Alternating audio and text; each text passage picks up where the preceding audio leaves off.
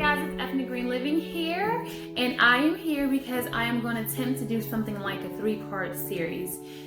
What I want to talk about is minimalism, because for those of you who don't know, I have been doing this journey almost 3 years now, and so I want to give an update, and my way of giving an update is to kind of talk to people who want to try to go that way. I want to then go ahead and talk about the benefits of it, and then I want to talk about the habits for a minimalist life. So this first video will be kind of like a preliminary for people who are wanting to try it, but maybe you've seen it displayed and described and explained in such a way that you're completely turned off and you don't even want to be bothered. So I want to address that in this video. And the next video, I want to just talk about what taking the journey looks like in your life, more of what benefits do you see or what benefits can you expect to see, and then the third one, just some habits long term that can help you maintain this sort of lifestyle. With that being said, I'm ready to get into today. Wanting to try to live a more minimalist life. So just a quick background for those of you who don't know, I am a mom of 5, and I will say that when you're a mom and you've got 5 kids that you're cooking for, and we're plant-based, so I do a lot of fresh and natural things, and so it typically involves a little more prep and a little more time, or a lot more to be honest.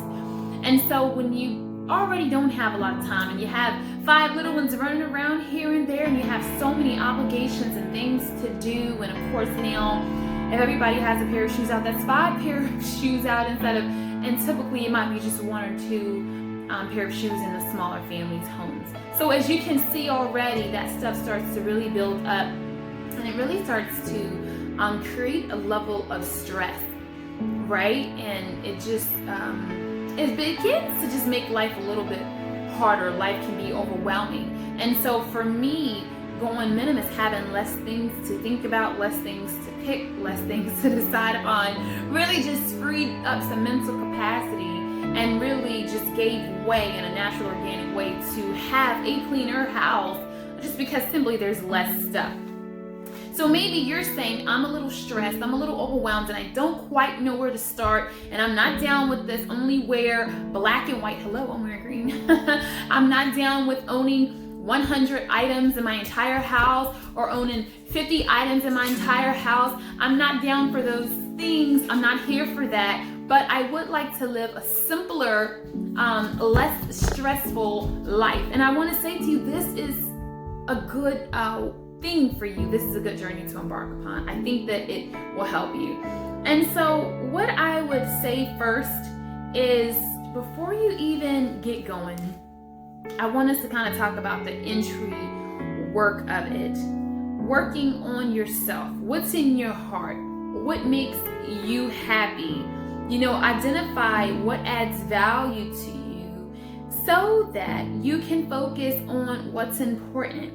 Why do you want to do this? Why do you want to take this journey? Do you want to save money? Do you want to have space? Do you want to just free up some mental capacity of not having to think about what I'm going to wear, because I've only got a few choices to make? So do you just want to have less choices? These are things that really help you start to embark upon this path. You know, it seems small, but these things really help.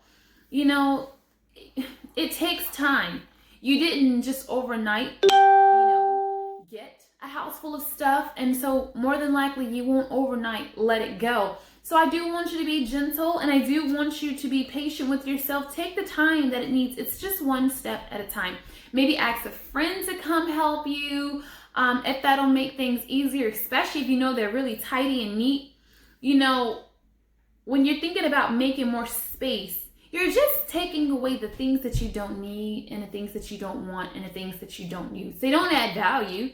You don't want it. You don't need it. You don't use it. So let's take it and just give it. Some people make it seem so much harder, but it's really as simple as that. It really isn't buying anything extra. It really isn't doing anything extra. It's just in a few seconds of your time thinking, do I need it? Do I love it? Do I use it? You are just freeing and making space. That's the best way that I can say it. I think for people who are on this fence of should I try this or should I not, I think if you value experiences over things, I think you'll definitely like this path. I think it comes with kind of retraining your mind to not every time you get sad or depressed, go eat some ice cream or go buy this to eat or go shopping spree or this and that. But maybe I go to the walk. Maybe I'll go for a walk. Maybe I go to the gym. Maybe I go sit on my porch. Maybe I read a book. Maybe I listen to music. Maybe I light a candle or start some aromatherapy. Just retraining my responses, because a lot of times people get things based upon their emotions, and they don't even want it. They didn't even want it when they left the store. Also, if you're wanting to try this, a really good place to start is just refusing what you don't need. And that kind of goes back to just the store. Buy only what you need and what you love. And also, if you buy a good quality, it'll last for a long time, which means you'll keep it for a long time. It means you'll save money in the long run because you're not constantly replacing something because it was cheap or just because it was on sale, but then it broke and so you had to get 10 of it when you could have gotten one quality one and it outlasts the rest of the things. Also with minimalism, I think an important part that we don't always talk about, but that we should, is borrowing. When you want something, you typically have to buy it, and once you buy it, you typically have to store it. But how often do we need those things consistently? So some things, vacuum cleaners, mops, dish rags, of course, we've got that. But what about things like a power washer? Are you going to power wash your house more than once or twice a year? Probably not. So can you borrow that from a friend? If there's a new book that came out and you guys share the same interests and hobbies and ideas, can you guys swap books? So borrow items that you need or that you want, but that you're only gonna need it once or twice. There's no need to purchase it and now you have to worry, where am I gonna store this? Where am I gonna store that? You don't have to worry about that because you borrow it and then you give it back with a big smile and a thank you. So the last thing I want to talk about, if you're on the fence to wanting to try minimalism, is just I want to say to you that everyone's journey looks different and yours may not look like the next person's, nor does it have to. This is not some cookie cutter thing, but it's actually separate to each individual and what your needs and what your wants are. And I just want to encourage you not to give up and not to take this journey just because of the way you've seen it done from other people. That's their path. And for all things, I feel like you have your extremists that go too far one way or too far the other way. We have the hoarders that say, oh no, I can't get rid of anything. And we have the extremists that say, okay, 2 pair of pants and 2 shirts is enough.